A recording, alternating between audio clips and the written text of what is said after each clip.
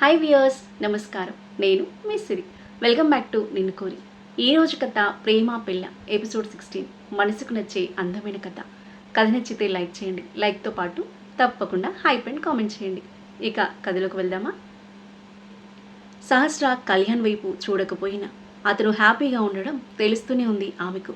గౌతమ్తో పెళ్లి కాదన్నాను అని చెప్పినప్పటి నుండి అతని బిహేవియర్ మారిపోవడం ఆమె గమనిస్తూనే ఉన్నది. ఆ మాటకు అంత ఆనందపడ్డాడంటే తన గురించి అతను శ్రద్ధ చూపిస్తున్నాడని కదా. అలాగైతే అతని సగం దారిలో ఎదురొచ్చి మీట్ అవ్వడానికి తను రెడీ. అమ్మ వాళ్ళ ఇంటికి వెళ్ళి ఈ నెల రోజులు అతని కోసం ఎదురు చూస్తాను. అతని ఈలోగా షైనీకి ఏం చెప్పుకుంటాడో చెప్పుకొని తన దగ్గరకు వచ్చేస్తే సరే. అప్పటికి కూడా అతను రాకపోతే అతనితో తనకి ఇంకెలాంటి సంబంధం ఉండదు. కుమార్ ట్రాన్స్ఫర్ ఇస్తే సరే, లేదా రిజైన్ చేసి వేరే జాబ్ అయినా చూసుకుంటాను. విడాకులు కూడా అప్లై చేస్తాను. ఇంకో పిల్లొద్దు, మళ్ళీ ఒక్కటి చాలు, ఎక్కువైంది. సహస్ర అల్లడం ఆపి చూసింది. కళ్యాణ్ వైపు నుండి ఓ నీడ చిన్నగా మొదలై తన ఒళ్ళో అడ్డంగా సాగింది. హాయ్ అన్న పిలుపు వినిపించింది. సహస్రతో పాటు కళ్యాణ్ తలెత్తి చూశాడు. షైనీ సూర్యుడికి అడ్డంగా నిలబడి తమ వంక చూసి నవ్వుతుంది. సహస్ర బదులుగా నవ్వింది. ఇంటికి వెళ్తే ఇక్కడున్నారని చెప్పింది నీల, అంది షైనీ. కళ్యాణ్ లేచి నిలబడ్డాడు. షైనీ రావడంతో అప్పటిదాకా నవ్వుతున్న అతని మొహంలో నవ్వు మాయమైంది. సహస్ర సగమల్లిన స్వెటర్, థ్రెడ్స్, నీడిల్స్ బాస్కెట్లో పెట్టుకొని లేచి నేను వెళ్తాను అంది. పర్వాలేదు ఉండండి, కూర్చొని మాట్లాడుకుందాం అంది షైనీ. సహస్ర వద్దన్నట్టు తలూపి నవ్వి పిల్లలు ఆడుకుంటున్న వైపుగా నడిచింది. కళ్యాణ్ ఆమె వెళ్తున్నంతసేపు ఆమె వైపే చూశాడు. ఆమె ఆగిన తర్వాత షైనీ వైపు తిరిగాడు. అతను తిరగగానే మీ నీల భలే క్రీచర్, నా వంక ఎలా విచిత్రంగా చూసిందో తెలుసా, ఇప్పుడు నువ్వెక్కడున్నావని అడిగితే అంది. ఇద్దరూ కలిసి పార్క్ దాటి బయటికి నడుస్తున్నారు. అసలు ఇవాళ కూడా మొన్నలా నువ్వెక్కడున్నావో తెలీదు పొమ్మంటుంది అనుకున్నా. నా అదృష్టం బాగుంది, ఆమెను బాగా తలపైన ఎక్కించుకున్నావు. నేను కాదు అన్నాడు కళ్యాణ్. ముందామెను పనుల నుండి తీసేయాలి. అలాంటి మనిషి మళ్ళీ దొరకదు. ఇంతకీ నువ్వెందుకు వచ్చావు అడిగాడు. నువ్వు నాకు సాయం చేయాలి. ఏంటది? నాతో పాటు ఓ సినిమాకి దయచేయాలి. నాకు పనుంది షైనీ, సినిమాకి రాను. మళ్ళీ మొదలుపెట్టావా? అయినా నాకు అబద్ధాలు చెప్పకు. ఆవిడతో కలిసి కూర్చొని ముచ్చట్లాడడానికి పనులు గుర్తుకు రావు పాపం. పనుంది, కానీ కొంచెం గాలి కోసం వచ్చాను ఇక్కడికి. ఇప్పుడు మళ్ళీ ఆ సినిమా థియేటర్లో గాలి వెలుతురు లేకుండా కూర్చొని ఆ తలకే నొప్పి సినిమా చూడలేను. అందులోనూ తలకే నొప్పి కంపెనీతో షైనీ ఉక్రోషపడుతూ అంది. నేను ఆ మాట అనలేదు షైనీ. అనకపోయినా అదే కదా అర్థం అంది. కాదు అన్నాడు. ఇంక నువ్వు నాకేం చెప్పకు. వస్తున్నావా రావట్లేదా? రాను. సరే. షైనీ వెనక్కి తిరిగి రోడ్డు వారగా ఆపిన స్కూటీ చేరింది.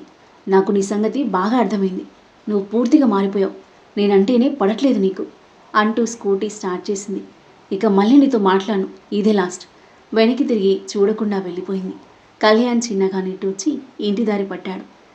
తర్వాత రోజు మార్నింగ్ 11 గంటలకు కళ్యాణ్ ఆఫీస్లో ఉండగా ఫోన్ చేసింది షైనీ.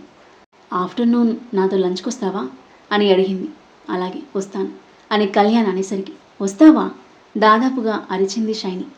నువ్వు గొనక్కుండా బతిమాలించుకోకుండా నాతో బయటకు వస్తాననడం ఇదే మొదటిసారి తెలుసా? అసలు ఏదో ఒకటి చెప్పి తప్పించుకోకుండా నువ్వు వస్తానడమే సర్ప్రైజ్. తప్పకుండా వస్తావు కదా? హ్యాండ్ ఇవ్వవుగా? వస్తాను. మనం ఎప్పుడూ వెళ్ళే హోటల్ గుర్తుందిగా, లేకపోతే దాన్ని కూడా మర్చిపోయావా? గుర్తుంది అన్నాడు కళ్యాణ్. సరే పెట్టేస్తున్నా, ఎక్కువగా మాట్లాడను. నువ్వు మనసు మార్చుకోగా. వస్తాను షైనీ, బాయ్ బాయ్, మర్చిపోకు అని ఫోన్ పెట్టేసింది షైనీ. నేను నీతో మాట్లాడాలి షైనీ, ఇంకా లేట్ చేయను అని అనుకుని తన వర్క్లో పడ్డాడు. అరగంట తర్వాత ఆఫీస్ వదిలి బయటకొచ్చి మెట్లు దిగుతుంటే గౌతమ్ కనిపించాడు. అతని పలకరించాలా వద్దా అని కళ్యాణ్ క్షణం తటపటాయించాడు. వద్దని నిర్ణయించుకుని మళ్ళీ మెట్లు దిగబోతుంటే గౌతమ్ సడన్గా అతని వైపు వేగంగా రావడం చూసి ఆగాడు. ఒక మాట చెప్పండి. గౌతమ్ దగ్గరికి రాగానే ఉపోద్ఘాతం లేకుండా అడిగాడు. మీరు సహస్రను ప్రేమిస్తున్నారా? ఆమెను హ్యాపీగా చూసుకుంటారా?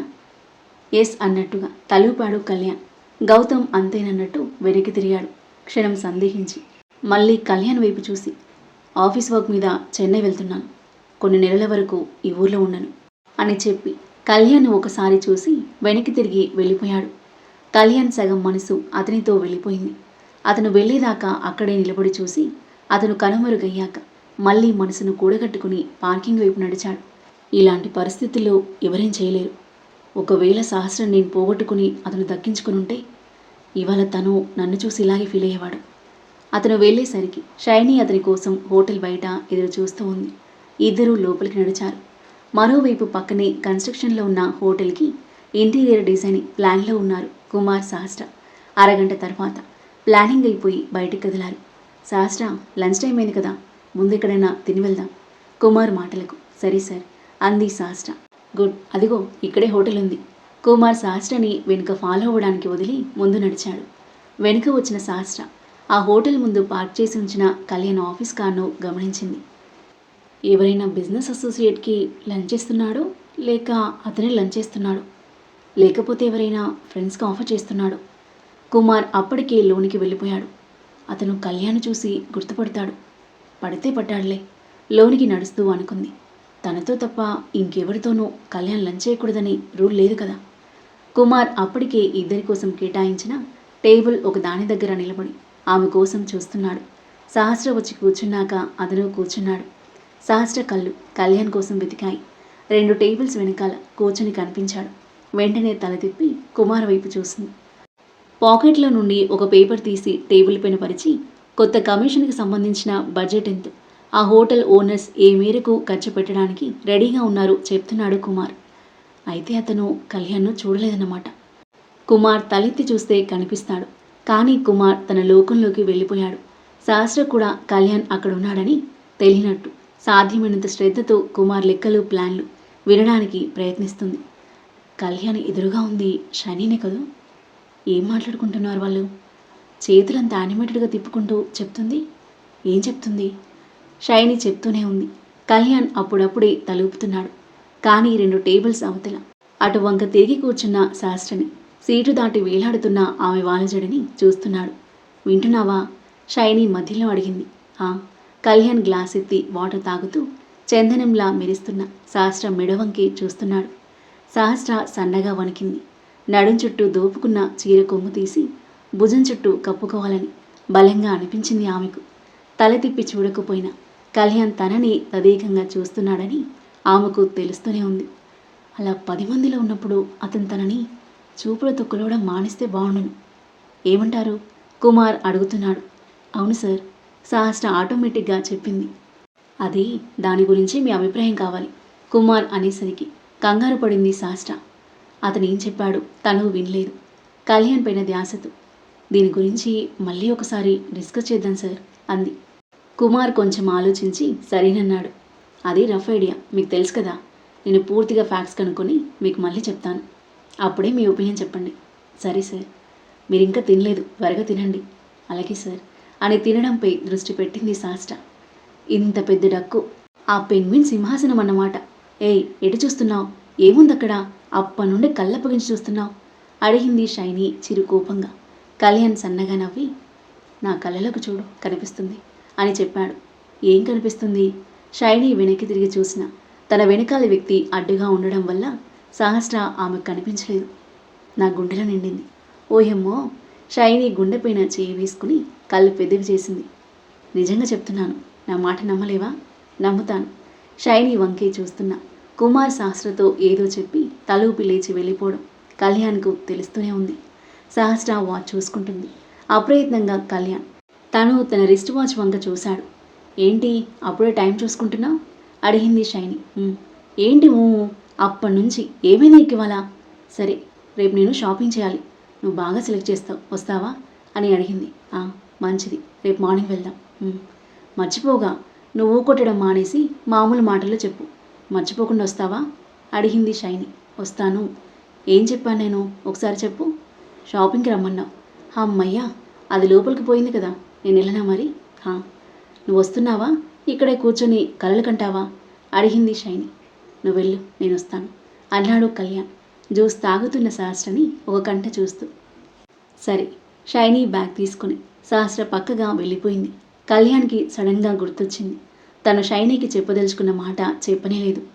అయినా రేపు ఇలాగూ కలుస్తాం కదా, అప్పుడు చెప్దాం అని అనుకుంటూ సహస్ర లేచి నిలబడడం చూసి అతను ఫాస్ట్గా లేచి వాలెట్ తీశాడు బిల్ కట్టడానికి.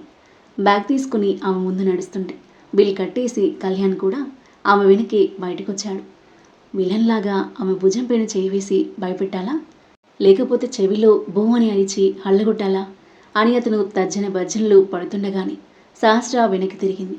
అతను తన వెనుక వస్తుండడం గమనించి కళ్యాణ్ అప్పుడే తనని చూసినట్టుగా నటిస్తూ, సహస్ర నువ్వేంటిక్కడ అని అడిగాడు. పక్కనే హోటల్ వర్క్ గురించి వచ్చాను కుమార్ సార్తో. ఆయన ఇప్పుడే వెళ్ళారు వేరే వర్క్ ఉండి. అలాగా, ఇప్పుడు ఇంటికైనా వెళ్తున్నా అడిగాడు ఆమెతో మెట్లు దిగుతూ. కాదు, ఆఫీస్కి. ఒక డిజైన్ ఫినిష్ చేసేది ఉంది. సరే, ఆఫీస్ దగ్గర డ్రాప్ చేస్తాను పద. వద్దు, నేను ఆటోలో వెళ్ళిపోతాను. అదేం కుదరదు, వెళ్దాన్రా అంటూ ఆమె చేయి పట్టుకుని కార్ దగ్గరికి తీసుకెళ్లాడు. చిన్నగా నవ్వుకొని కార్లో ఎక్కి కూర్చుంది. తనని ఆఫీస్ దగ్గర డ్రాప్ చేసి తను ఆఫీస్కి వెళ్ళిపోయాడు. సాయంత్రం అతను ఇంటికి వచ్చేసరికి సహస్ర ఫోన్ పట్టుకుని కూర్చుంది. కళ్యాణ్ పక్కకొచ్చి కూర్చుంటూ ఆమె ఫోన్ వైపు చూశాడు. ట్రైన్ టికెట్ బుక్ చేస్తుంది సహస్ర. ఏం చేస్తున్నావు? ఎవరికి టికెట్ బుక్ చేస్తున్నావు అడిగాడు సందేహంగా. నాకే, సహస్ర నెమ్మదిగా అంది, చెప్పాలా వద్దా అని ఆలోచిస్తూ. నీకా? ఏం లేదు, ఒక నెల లీవ్ పెట్టాను. మా అమ్మ వాళ్ళ ఇంటికి వెళ్తాను, అందుకే టికెట్ బుక్ చేస్తున్నాను. కళ్యాణ్ మొహం వాడిపోయింది ఒక్కసారిగా. ఏ రోజుకు అని అడిగాడు.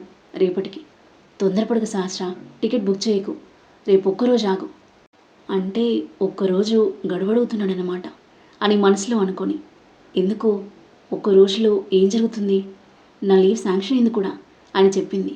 మంచిది, లీవ్ క్యాన్సిల్ చేయమనట్లేదు. మీ అమ్మ వాళ్ళ ఇంటికి వెళ్ళాలి వద్దు రేపు ఆలోచిద్దామంటున్నా అన్నాడు. సహస్ర కళ్ళెత్తి అతని మొహంలోకి చూసి దించుకుంది. అంటే హనీమూన్కి వెళ్దామనా? ఎందుకు ఆగమంటున్నాడు లోపల అనుకుంది. ఏం సహస్ర? అలాగే, తొందరపడి ఇవాళ టికెట్ బుక్ చేయొద్దు అని చెప్పి.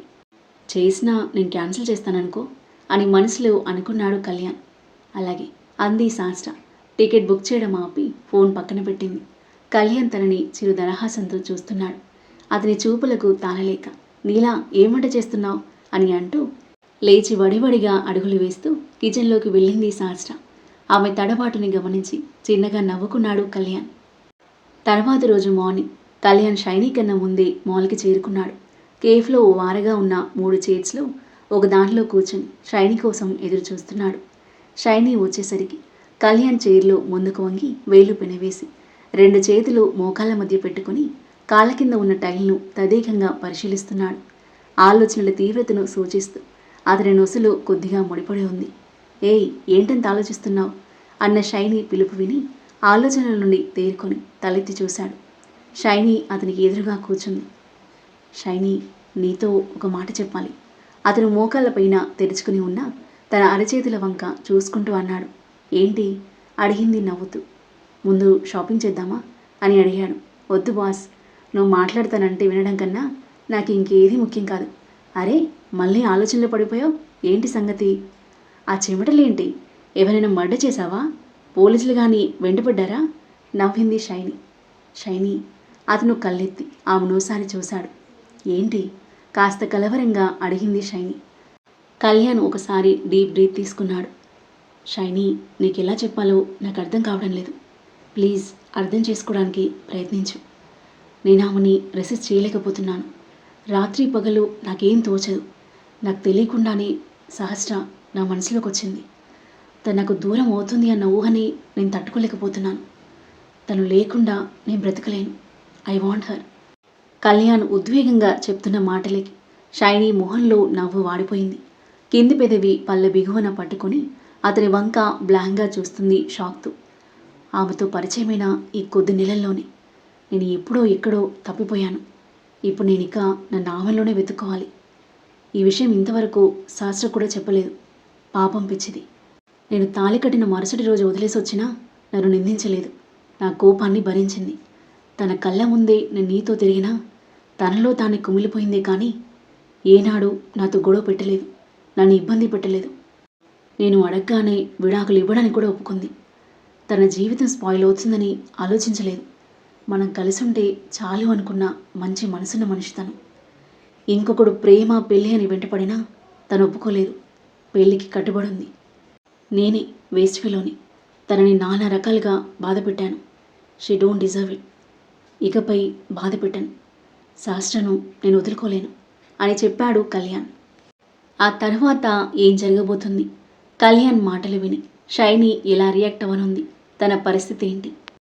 కళ్యాణ్ తన మనసులోని మాటను సహస్రకి ఎలా చెప్పబోతున్నాడు, సహస్ర ఎలా రియాక్ట్ అవ్వనుంది, వాళ్ళ కొత్త ప్రయాణం ఎలా సాగబోతుంది? అద్భుతమైన కథనంతో ఆసక్తికరంగా సాగి ఈ కథ యొక్క చివరి ఎపిసోడ్ కోసం మన నెక్స్ట్ వీడియో చూడండి. కథ నచ్చితే లైక్ చేసి కామెంట్ చేయండి. ఇంకా ఇలాంటి ఇంట్రెస్టింగ్ స్టోరీస్ కోసం మన ఛానల్ని సబ్స్క్రైబ్ చేయండి. Thank you for listening.